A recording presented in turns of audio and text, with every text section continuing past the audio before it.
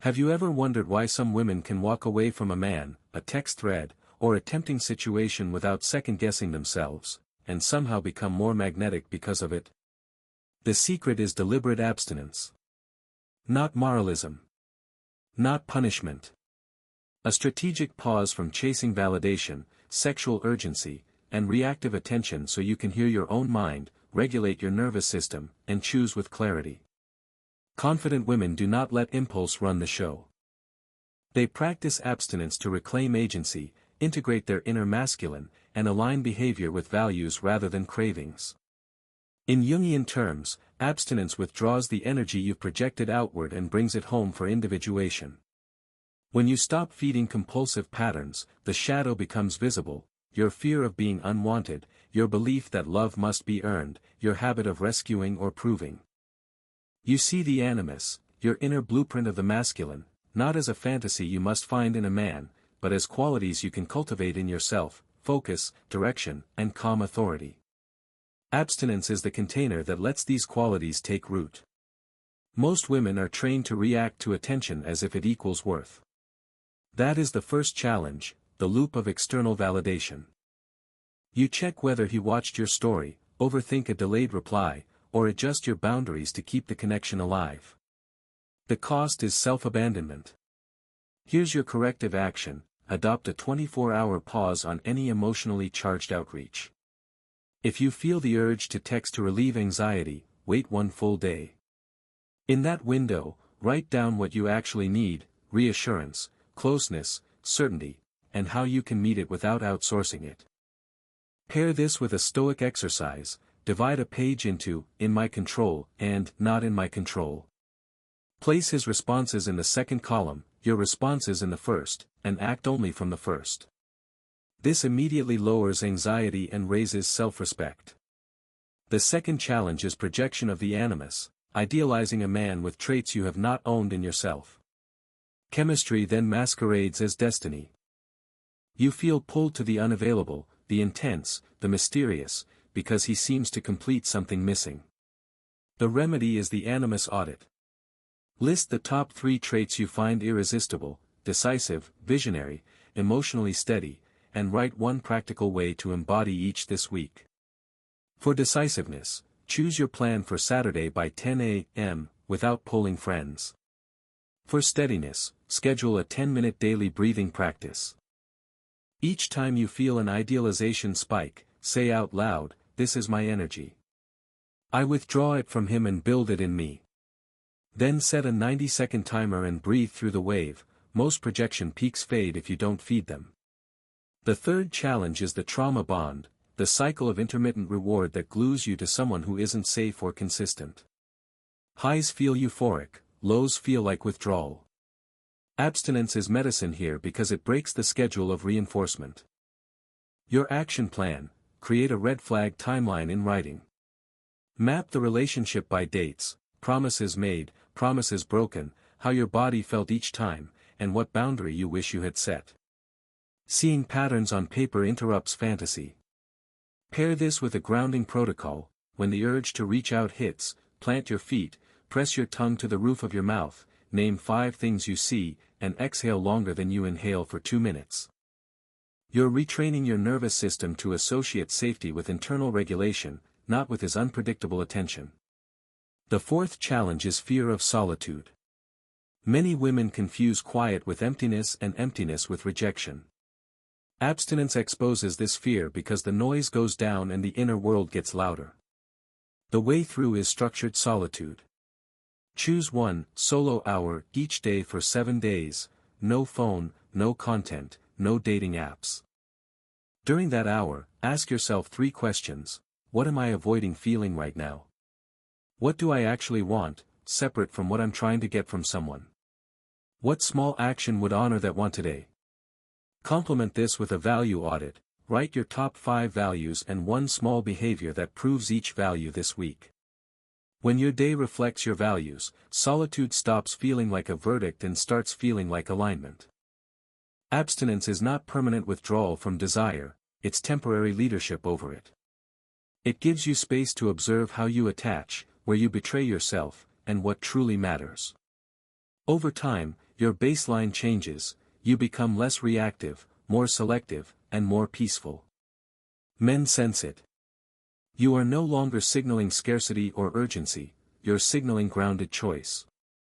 That changes the quality of the connections you attract and the standards you enforce. You will be tempted to negotiate with these practices, especially when a familiar spark appears. Treat that temptation as data. Ask, what part of me is speaking, wounded child, anxious protector, or integrated adult? Then act from the adult. If you slip, don't shame yourself. Pause, document the trigger, re-engage abstinence for a defined period, and return to your audits.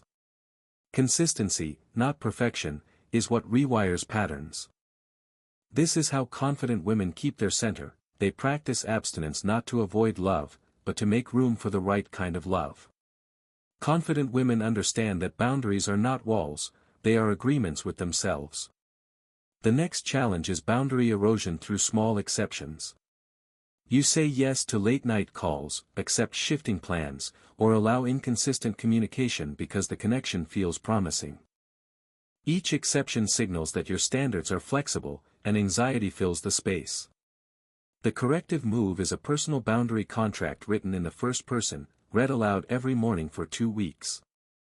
State 3 non-negotiables about time, communication, and touch, and 1 consequence for each if violated. When a request arrives that conflicts with your contract, practice the 10-second delay, breathe, reread your contract, and answer from it. This shifts decisions from impulse to principle. Sexual abstinence exposes the chemistry that often clouds judgment. The challenge here is the oxytocin-dopamine loop that bonds you after intimacy and makes red flags look amber. When you step back, cravings feel like proof you're meant to be together, when they're just your nervous system seeking familiar relief. The solution is the 72-hour clarity rule.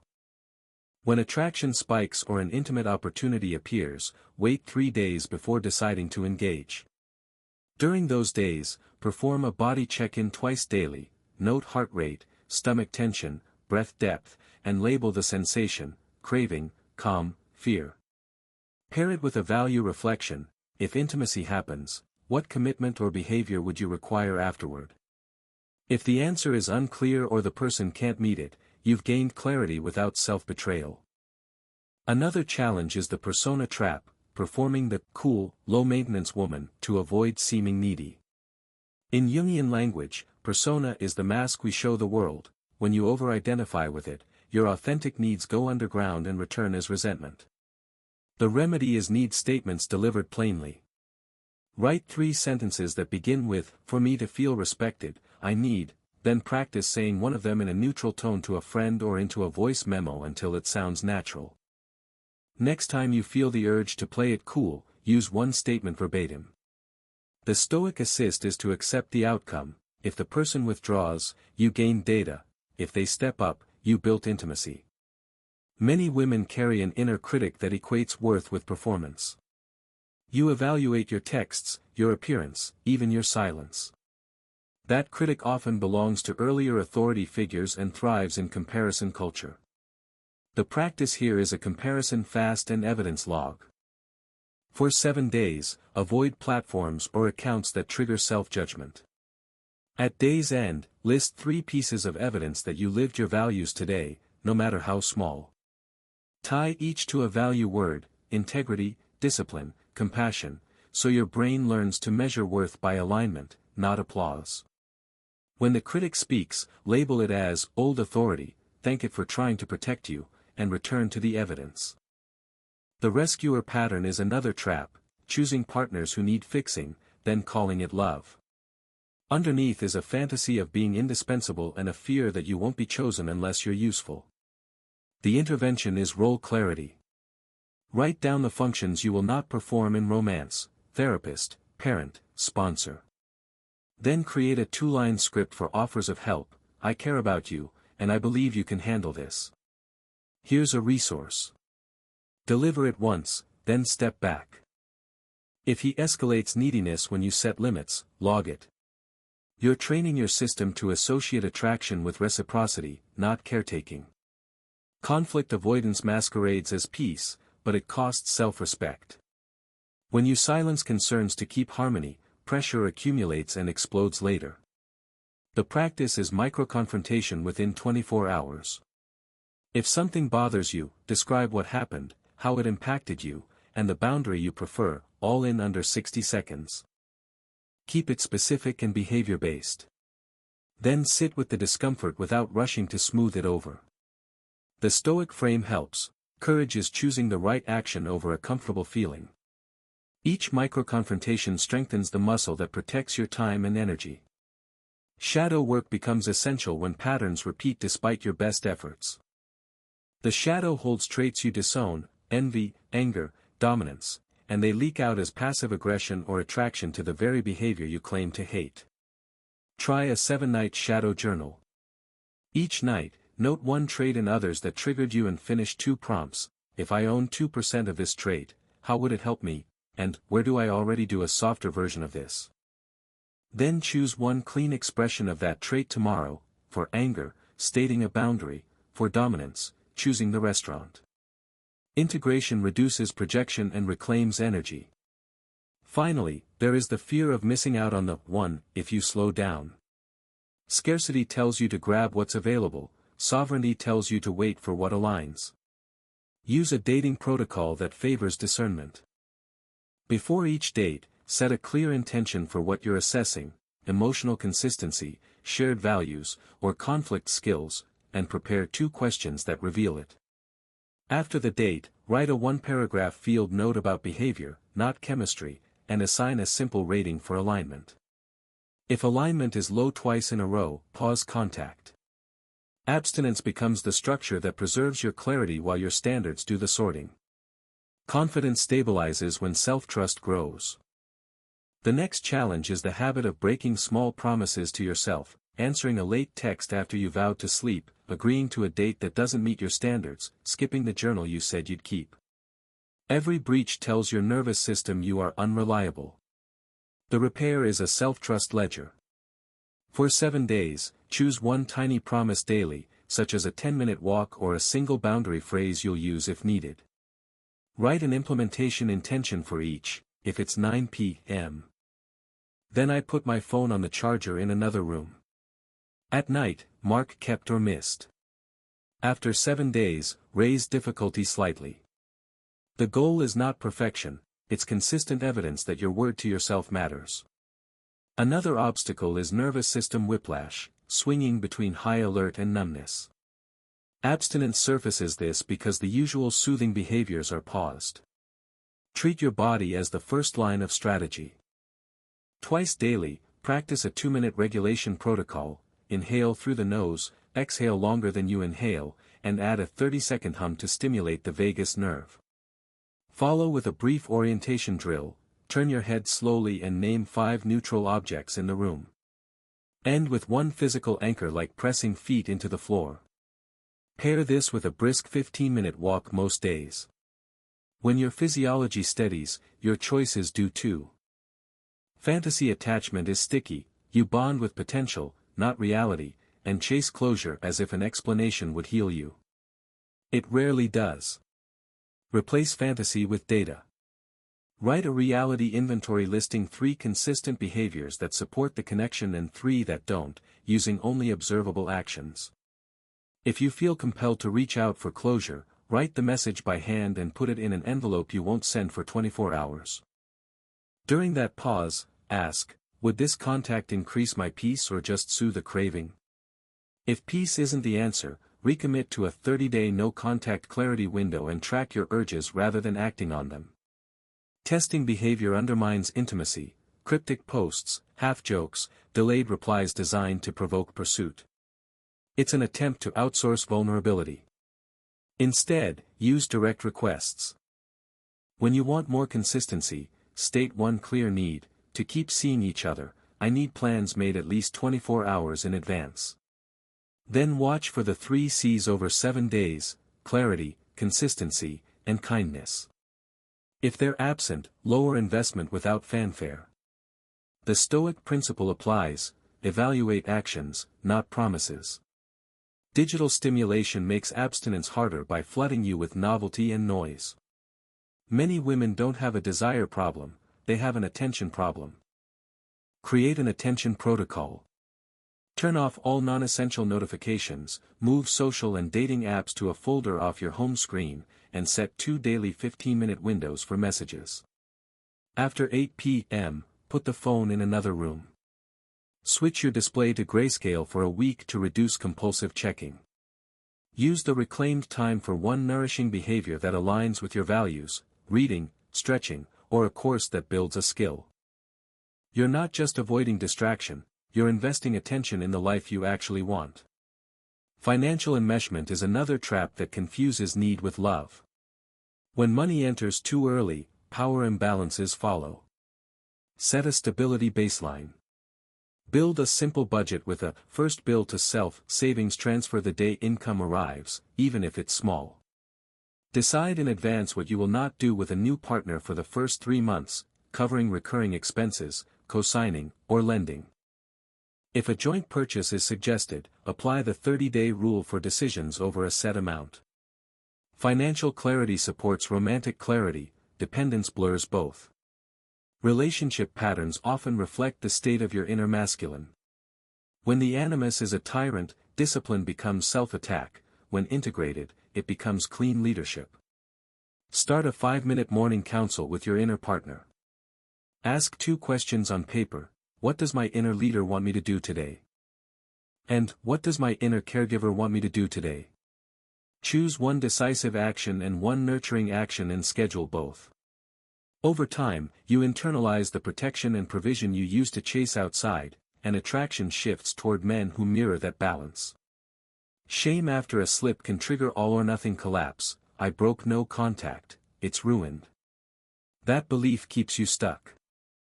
Use a compassionate reset with an ABC review. Note the antecedent, what happened right before, the behavior, what you did, and the consequence, how you felt.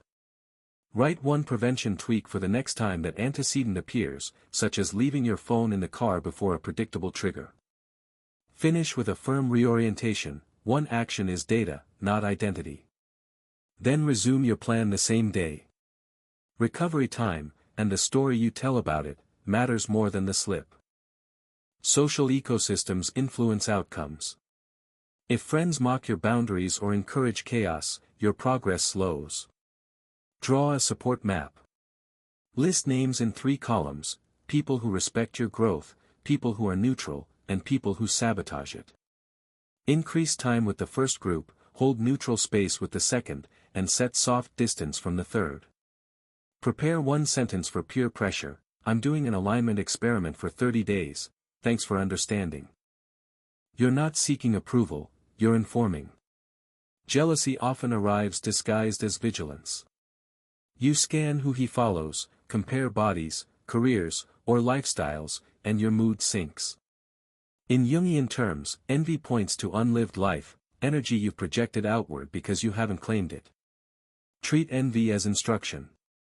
When a spike hits, name the person, name the trait you envy, and translate it into a behavior you can own this week. If you envy her confidence on camera, record a 2-minute practice video daily for 5 days. Pair this with a 14-day social reset: unfollow or mute accounts that trigger comparison, and follow 3 accounts that teach skills you value.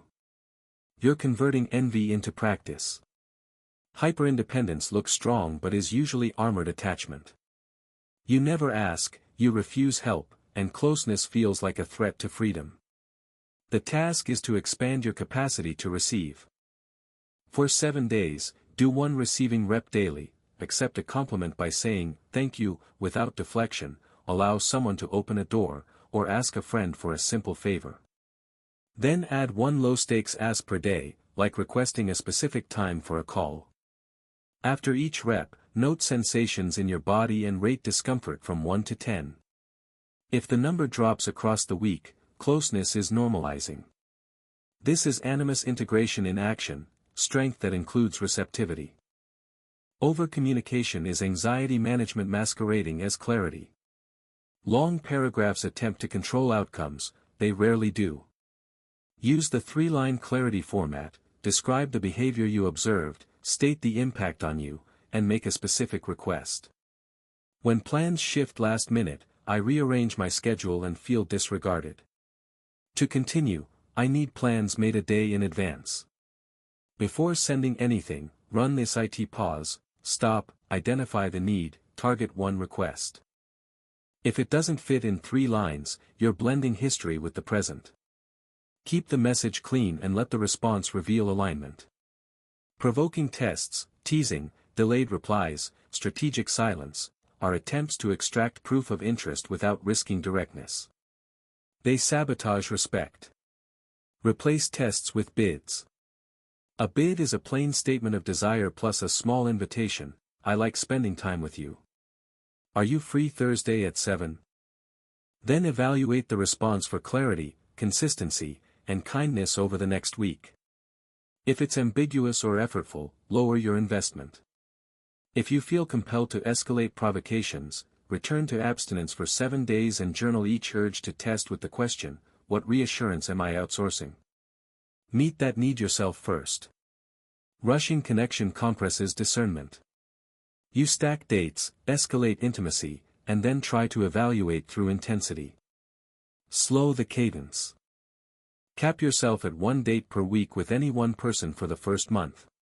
After each date, complete a 5-minute field note, write one value you saw in action and one place you felt tension in your body, then rate overall alignment from 1 to 5 based on behavior, not chemistry. If alignment is under 3 twice, pause contact for a week. Use that week to schedule 2 activities that build your life independent of dating. Momentum belongs in your growth, not in uncertainty. Rumination feels productive but burns time. Intrusive thoughts about what he meant or might do are nervous system echoes. Assign worry a container. Choose a 15-minute window daily to think about the relationship. Outside that window, when a thought arises, say, I'll handle this at 6 p.m. and return to your task. In the window, write the thoughts verbatim, then add the phrase, I'm having the thought that, in front of each. This cognitive diffusion reduces fusion with stories. End by identifying one action in your control for the next 24 hours or write, no action, and close the notebook. Discipline over attention is freedom. Identity foreclosure happens when your self-image collapses into romantic status. Then any pause feels like erasure. Build identity pillars. Choose 4 areas, health, craft, learning, contribution, and set one measurable behavior for each this week. Health, 3 20-minute workouts. Craft, 1 hour of focused practice. Learning, 2 chapters of a book. Contribution, 1 helpful act for someone without telling them. Review on Sunday, mark completed or not, and adjust. When your days are shaped by chosen pillars, you stop letting a man's availability define your reflection. Abstinence can feel like isolation if you don't design alternatives for connection. Create a connection menu that respects boundaries, a long walk, museum visit, a workshop, volunteering. Pick 3 options you genuinely enjoy and offer one when asked to hang out late. State your boundary up front, I'm not doing late nights right now, but I'd enjoy a Saturday hike. Afterward, do a 2-question check-in, did I feel calm before, during, and after? Did the other person respect the boundary without negotiation? If no, log it as misalignment and reduce access. Early exclusivity pressure is common. If someone pushes for labels before you have data, it's usually about soothing their anxiety, not honoring your process. Use a values-first dialogue. Ask about how they handled their last conflict, what a good apology looks like to them, and what their next year of priorities is. Then watch if their weekly actions match their words. Keep abstinence in place until behavior proves consistency for a full month. If pressure continues, state, I move toward commitment after observing consistency over time. If that boundary is dismissed, the answer arrived. Confidence becomes durable when your life runs on chosen principles instead of moods. At this point, abstinence is no longer a pause, it is a governing choice that protects your attention, your body, and your time. The final challenge is maintenance. After insight and early wins, many women drift back into old loops because there is no structure holding the gains. Treat maintenance like training. Create a 30, 60, 90 integration plan. For the first 30 days, keep your cadence slow, continue the sovereignty review on Sundays, and maintain the 24-hour pause before emotionally charged outreach. For days 31 to 60, expand calibrated exposure, 1 direct ask per week, 1 micro-confrontation within 24 hours when needed, and 1 receiving rep daily to open your capacity for support. For days 61 to 90, add a monthly audit of values in action and prune one habit that siphons energy. Write these checkpoints on your calendar now so the plan lives in time, not just in your head. The next challenge is reactivity during success. When things start going well, fear can masquerade as intuition and pressure you to sabotage. Use pre-commitments that anchor behavior. Choose 3 if-then contracts in writing. If I feel a sudden urge to test, then I will send 1 direct request instead. If I want to escalate intimacy quickly, then I will wait 72 hours and review my alignment notes. If I feel panic after a quiet day, then I will do the 2-minute regulation protocol and message a friend from my support map, not the person I'm dating. Review these sentences every morning for 2 weeks to make them automatic. Long-term selection is the final arena. A confident woman chooses a partner by vetting for character, not chemistry alone.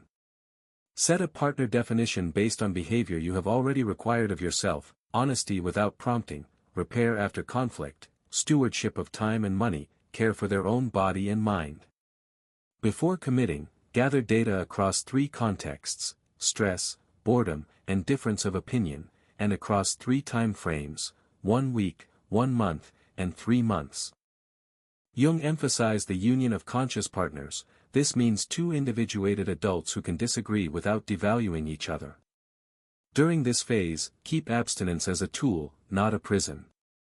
You can slow or stop at any point if alignment slips. Epictetus would call that freedom, acting from what is within your control. Sustained peace requires a clean inner authority.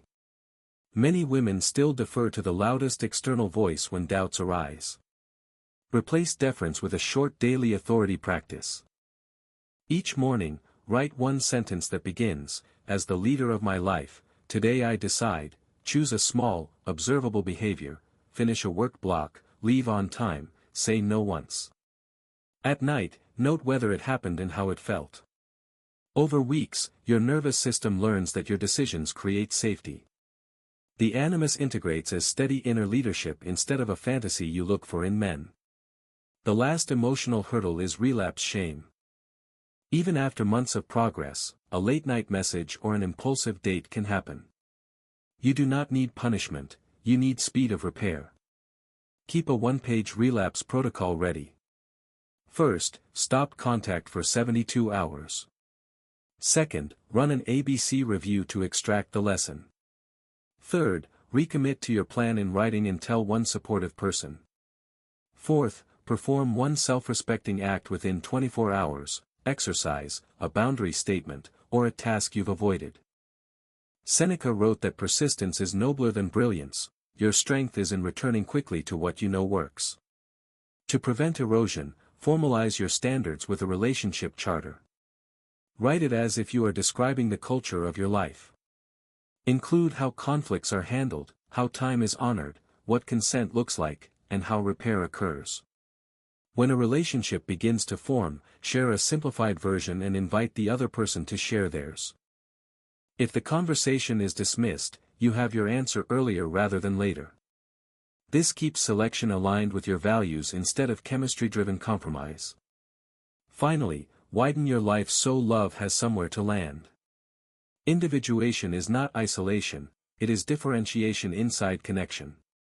Build a weekly rhythm that includes mastery, service, and rest.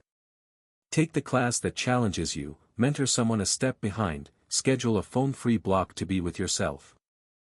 These practices make you harder to hook with scarcity because your days already feel meaningful.